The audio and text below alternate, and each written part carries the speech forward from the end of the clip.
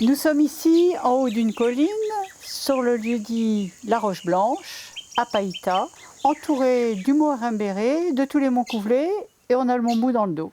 On est en province sud, en Nouvelle-Calédonie. On laisse esprit pousser l'herbe dans les allées pour pouvoir avoir des déchets verts à récupérer et les utiliser.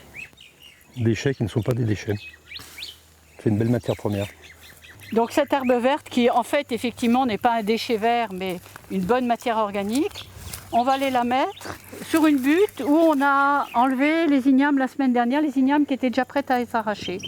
Donc pour ne pas laisser la terre à nu et de nouveau l'enrichir pour pouvoir replanter quelque chose, on va mettre cette herbe. Alors avant j'interviens parce qu'il y a des choses qui ont poussé dans sur cette butte. C'est des arbres, mais que ça on va les récupérer ensuite pour les planter à d'autres endroits où on voudrait reconstituer de la forêt, à la place ou en complément des niaoulis. Donc voilà, moi je mets l'herbe un peu partout pour qu'il n'y ait pas la terre à nu. Cette herbe qui est pleine d'azote, elle va se décomposer à l'aide de tous les micro-organismes qui sont dans le sol. Et ensuite, il y a des champignons qui vont s'installer.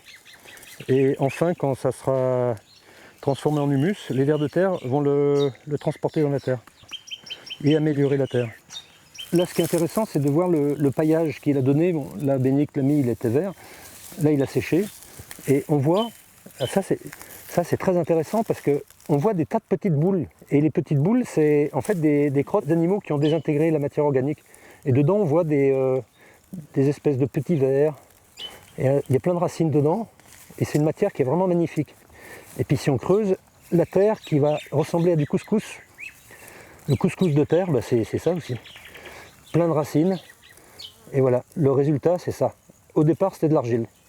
Une argile que les jardiniers n'aiment pas trop parce que c'est une matière collante, que l'eau pénètre pas bien dedans. Ça fait des poches d'eau souvent quand on plante l'argile. Les racines ont du mal à rentrer dedans, mais l'argile c'est nécessaire à une bonne terre parce que ce qu'on appelle le complexe argilo-humique, en fait elle permet aussi de fixer les ions, les cations, etc.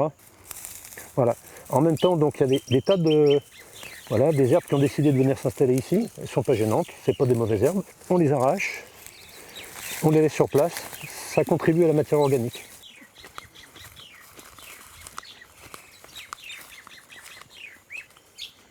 Voilà, on voit bien la nature du sol, voilà. C'est gros paquets d'argile. Ces mottes sont intéressantes parce qu'on voit que c'est des tas de petits agglomérats et dans lesquels on voit des passages de vers de terre ou des racines qui ont disparu depuis. L'attaque des champignons, voilà, qui font leur travail. C'est en train de changer de couleur, voilà, la terre originelle qui est bien orange, et petit à petit ça devient plus marron, et puis ça va aller vers le noir après quand il y aura beaucoup d'humus. Mais voilà, c'est vraiment la belle terre de jardin en train de se constituer. Et en fait on n'a pas besoin de mettre d'engrais ou quoi que ce soit, c'est la nature qui va faire son travail tout seul. Et donc cette terre sera belle dans quelques temps. Alors là, on arrive derrière la maison où c'était toute une partie qui était mal aménagée. Donc moi, j'ai désiré avoir des grandes jardinières qu'on a remplies de façon à la technique de butte permanente. Et je voulais avoir un petit potager où je puisse avoir des herbes, les tomates qui ne poussaient pas très bien dans l'autre potager et se faire des essais ici. Parce que je suis plus près de la maison et je peux mieux arroser. Pour moi, c'était important et c'est un peu ma partie à moi.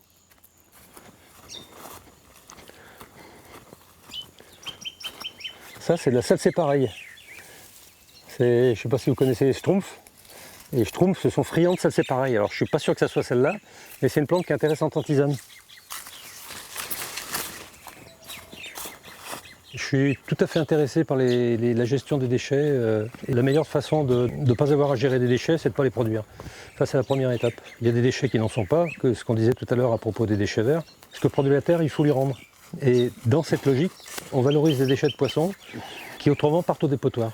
Et on le valorise, donc on produit un engrais avec. Un engrais qui est une excellente alternative pour l'agriculture, qui est homologué pour l'agriculture biologique, donc qui, a priori, ne pose aucun problème. Ça a une action d'engrais, si on veut, c'est-à-dire qu'il donne à nourrir aux plantes, mais c'est surtout que ça nourrit les micro-organismes du sol. En plus de ça, ça a une action fertilisante plus foliaire, c'est-à-dire que les feuilles vont l'absorber par leurs stomates. Et ça va être directement dans le système de la plante et ça va avoir un effet booster. En même temps, ça a une action répulsive, c'est-à-dire que ça éloigne une partie des insectes. C'est aussi un stimulant biologique. c'est-à-dire que ça crée des conditions favorables pour la croissance des plantes. Donc c'est vraiment un produit très intéressant. Le fait d'habiter ici a entraîné quand même des vrais choix de vie. On a été obligé de s'installer une installation solaire pour toute l'électricité. On a un forage qui nous permet d'avoir l'eau. Moi, ce qui m'intéresse beaucoup dans ce choix de vie, ça nous oblige à faire attention à tout ce qui est énergie et utilisation de l'eau, qui est l'avenir quand même de la planète. Notre façon de vivre, ce qui nous intéresse, c'est de vivre en conscience, tout simplement. Et je rajouterais, moi, par rapport à ce vivre en conscience, en tant que femme, en plus, j'ai une impression de liberté.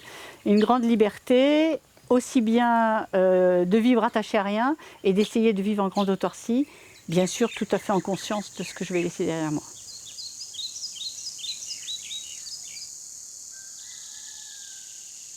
Retrouvez Ma Terre pour demain sur ncpremière.nc.